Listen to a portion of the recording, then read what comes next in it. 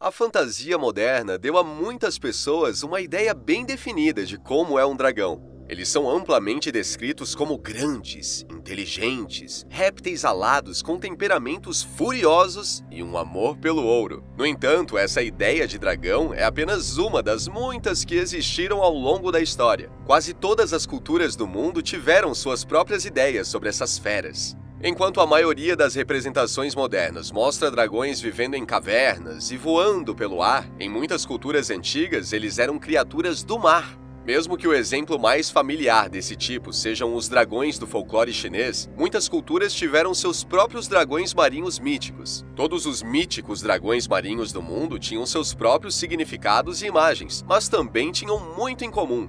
Antes de continuar com o tema de hoje, já deixa seu like e se inscreva no canal para não perder nada do universo mitológico. Os dragões estão entre as criaturas mais icônicas da cultura chinesa. Na arte, festivais e até mesmo no zodíaco, o dragão ainda aparece com destaque. Os dragões chineses ocasionalmente tinham as características de tartarugas ou peixes, mas a maioria era serpentina. Eles tinham corpos longos, 4 patas, rostos temíveis e muitas vezes grandes chifres. A arqueologia mostra que criaturas semelhantes foram retratadas na arte já no 5º milênio a.C. Na época dos imperadores chineses, os dragões eram considerados os animais de mais alto nível na criação. Os dragões eram considerados criaturas sábias, fisicamente fortes e nobres. As pessoas que eram consideradas como tendo essas características eram comparadas a dragões, enquanto os fracos e imorais eram comparados a animais inferiores, como vermes e insetos. A associação com dragões e grandeza os levou a serem adotados como símbolo da autoridade imperial. Muitos imperadores apresentavam dragões em suas imagens oficiais, incluindo a arquitetura. Alguns dos mitos sobre dragões reforçam o vínculo entre eles e a classe dominante. Dezenas, se não centenas de mitos de diferentes partes da China apresentavam dragões. Alguns deles estavam em papéis louváveis, enquanto outros eram vilões. Uma lenda bem conhecida ligava os dragões diretamente ao poder imperial e à cultura chinesa. Acreditava-se que o Imperador Amarelo foi o primeiro governante da China. Ele foi o primeiro a difundir a domesticação de animais, construção, agricultura e outros fundamentos da cultura. O Imperador Amarelo governou por 100 anos antes de morrer e passar seu trono para seu filho. Depois de sua vida, ele foi imortalizado como um dragão que se assemelhava ao seu emblema imperial. Como o dragão amarelo, ele estava no centro da criação. Ele também foi o ancestral dos chineses Han e sua cultura, levando muitos a se chamarem de filhos do dragão.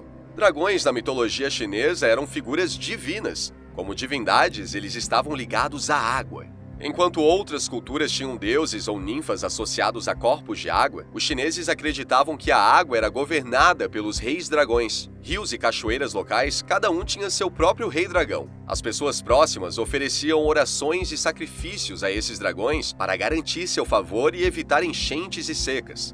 No folclore, matar dragões problemáticos era frequentemente usado como uma metáfora para controlar as vias navegáveis. Barragens, redes de irrigação e sistemas de drenagem eram vistos como formas de destruir ou domar um dragão que uma vez causou inundações e dificuldades.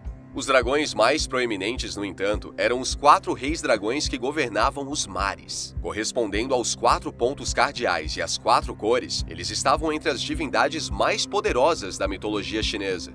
Esses dragões marinhos míticos eram deuses de seus reinos. Cada um deles apareceu em muitas obras de literatura, onde eram divindades poderosas e antagonistas. Os reis dragões, muitas vezes combinados sob o nome singular de Rei Dragão, eram deuses do clima. Eles traziam chuva, inundações e seca quando irritados, mas também podiam ser úteis quando apelados. Os reis dragões às vezes eram mostrados em forma humana, mas muitas vezes eram dragões serpentinos. Esses dragões marinhos continuam sendo importantes na cultura chinesa. Corridas de barcos dragão acontecem durante alguns festivais, enquanto celebrações como o Ano Novo Lunar são marcadas com danças de dragões nas quais as pessoas desfilam com imensas figuras de dragão. Dragões de estilo chinês também se espalharam para outras partes da Ásia. A influência cultural da chinesa ao longo de centenas de anos levou os dragões marinhos míticos a serem importantes nas culturas da Coreia, Japão, Vietnã e outros países do leste asiático. Fora da China, os dragões marinhos míticos eram mais frequentemente vistos como inimigos dos deuses do que como os próprios deuses. Um dos primeiros exemplos de um possível dragão do mar no Ocidente está na mitologia egípcia. Lá o dragão está diretamente ligado ao submundo. De acordo com os mitos egípcios, o deus do sol Ra viajava de barco pelo céu. Todas as noites ele atravessava a borda ocidental do mundo e descia para o Duat, o submundo egípcio. Enquanto ele navegava pelo submundo, Ra foi confrontado por muitos demônios e monstros. O mais poderoso deles foi Apep, descrito por uma das fontes mais conservadoras como tendo 16 metros de comprimento. Apep era uma enorme serpente. Representando as forças do caos e da escuridão, todas as noites a serpente tentava matar Ra para que o sol nunca mais nascesse. Apep era geralmente retratada na arte como uma enorme serpente se contorcendo sob o barco de Ra. Ela às vezes era chamada de Serpente do Nilo ou o Dragão Maligno. As batalhas entre eles eram frequentemente usadas para explicar fenômenos naturais. Tempestades e terremotos, ambos ligados a criaturas marinhas em outros lugares, foram atribuídos à serpente do submundo. O tamanho de Apep e o escopo de seu poder o levaram às vezes a ser descrita como cercadora do mundo. Ela provavelmente estava ligada a outra imagem que se originou no Antigo Egito. O Ouroboros era um símbolo que veio do Egito e mais tarde foi adotado por muitas outras culturas. Embora o Ouroboros em si não fosse um dragão do mar, sua forma se tornou uma maneira comum de representar essas bestas em culturas posteriores. No Oriente Próximo, havia muitas criaturas da mitologia que se assemelhavam ao que as culturas posteriores chamariam de dragões. Enquanto alguns estavam associados a tempestades, a maioria eram animais terrestres. Os cananeus, no entanto, acreditavam que uma grande serpente chamada Lotan havia sido derrotada na pré-história pelo deus da tempestade Baal. Lotan era um servo do deus do mar Yam, adversário de Baal. Embora Lotan não seja familiar para muitos, mais pessoas já ouviram falar do monstro bíblico que a história inspirou. Influenciados pelo folclore cananeu, os israelitas criaram o Leviatã. No livro dos Salmos, esta grande serpente é derrotada por Iavé. Enquanto alguns livros da Bíblia implicam que o Leviatã, como Lotan, foi derrotado no início dos tempos, outros sugerem que o monstro foi apenas subjugado. Só seria verdadeiramente derrotado no final da era atual. De acordo com a profecia, o dragão marinho da Bíblia seria destruído para sempre, segundo o livro de Isaías, quando os inimigos de Israel forem derrotados pelo Messias. A mitologia grega e romana, provavelmente influenciada pelas culturas do Oriente Próximo, também apresentava muitos dragões marinhos. Muitos monstros da mitologia grega tinham atributos de serpentes, e como uma cultura marítima, a maioria desses monstros estava ligada de alguma forma à água. Isso tornou a existência de criaturas semelhantes a dragões um tema recorrente na tradição grega. De fato, a palavra dragão pode ser atribuída a esses mitos. Tais serpentes eram chamadas de dracaines na língua grega. Muitos desses dracaines eram monstros femininos. Eles não apenas ameaçavam os deuses e os homens, mas também eram mães de outros tipos de monstros e bestas. Enquanto muitos desses dracaines tinham apenas algumas características serpentinas, a maioria era vista como monstros marinhos. Criaturas como Equidna, Lâmia e Scylla estavam todas conectadas aos poderes do mar. Mais parecidos com a ideia moderna de um dragão do mar, no entanto, foram os cetos. Os cetos eram monstros marinhos que estavam, na maioria das vezes, a serviço de Poseidon. Ele os usou em várias histórias para punir as cidades litorâneas que causaram sua ira. Um dos cetos mais famosos foi enviado contra a cidade de Troia. Nesse caso, Poseidon estava punindo o povo de lá pela recusa de seu rei em pagar uma dívida para com o deus. As histórias dos cetos muitas vezes seguiam uma fórmula familiar. Poseidon enviava um monstro e uma grande inundação para uma cidade com um governante arrogante ou ímpio. As inundações criavam sua própria destruição, mas também davam ao monstro marinho acesso à cidade e ao campo ao seu redor. Os cetos caçavam as pessoas da cidade e usavam seu grande tamanho para destruir prédios e fazendas. Em ambas as histórias, os oráculos diziam que a única maneira de parar a fúria do monstro era sacrificar uma mulher jovem. A mulher então era amarrada às rochas à beira-mar, mas era resgatada por um herói que matava os cetos e salvava a cidade de sua maldição. Os marinheiros às vezes afirmavam ver alguns cetos nas profundezas da água. Embora raramente os observassem de perto, às vezes descreviam grandes formas sob as ondas ou o avistamento das costas de uma criatura enorme emergindo da superfície da água. Os cetos às vezes eram mostrados na arte como peixes enormes, mas em outros casos pareciam mais verdadeiros dragões marinhos. Eles tinham longos corpos serpentinos, cabeças semelhantes a cães e orelhas ou chifres pontiagudos. Enquanto os dragões chineses tinham pernas, os cetos gregos tinham membros semelhantes a barbatanas. Os cetos eram destrutivos e aterrorizantes, mas também eram mostrados como animais mais mundanos no mundo que se imaginava existir no mar. Um dos dragões marinhos míticos mais emblemáticos da mitologia europeia foi Jormungand. A grande serpente da mitologia nórdica combinou os elementos mais perigosos dos dragões marinhos de todo o mundo.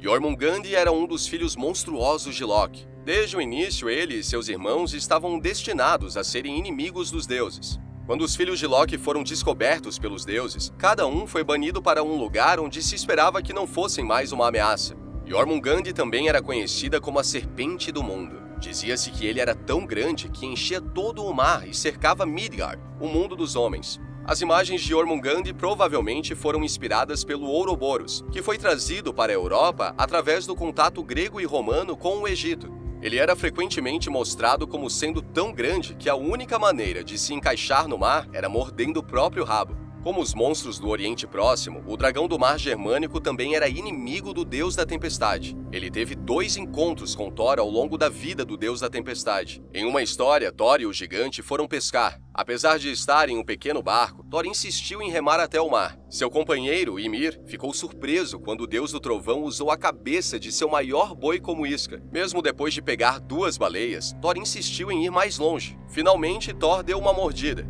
Ele usou toda a sua força para puxar sua linha e conseguiu puxar apenas a cabeça maciça de Jormungand para fora da água. Thor pegou o Mjolnir, seu grande martelo, para matar o dragão do mar. Antes que ele pudesse desferir um golpe, no entanto, o aterrorizado Ymir cortou a linha e Jormungand desapareceu sob as ondas. Em outra história, o gigante Uthgard desafiou Thor para um teste de força. Ele deu ao deus a tarefa aparentemente simples de pegar seu gato de estimação. Quando o famoso deus forte alcançou o gato, no entanto, ele mal conseguiu movê-lo. Usando todo o seu poder, ele só conseguiu levantar uma de suas patas do chão. Ainda assim, Uthgar aplaudiu o esforço de Thor. O gato, na verdade, era Jormungand, magicamente disfarçado. Levantar uma fração de seu enorme peso foi um feito impressionante. Claro, o maior conflito entre Thor e a Serpente do Mundo ainda estava por vir, de acordo com a mitologia nórdica. Os dois se enfrentariam no Ragnarok, a última batalha dos deuses. Antes da batalha, Jormungand se arrastaria para a terra firme.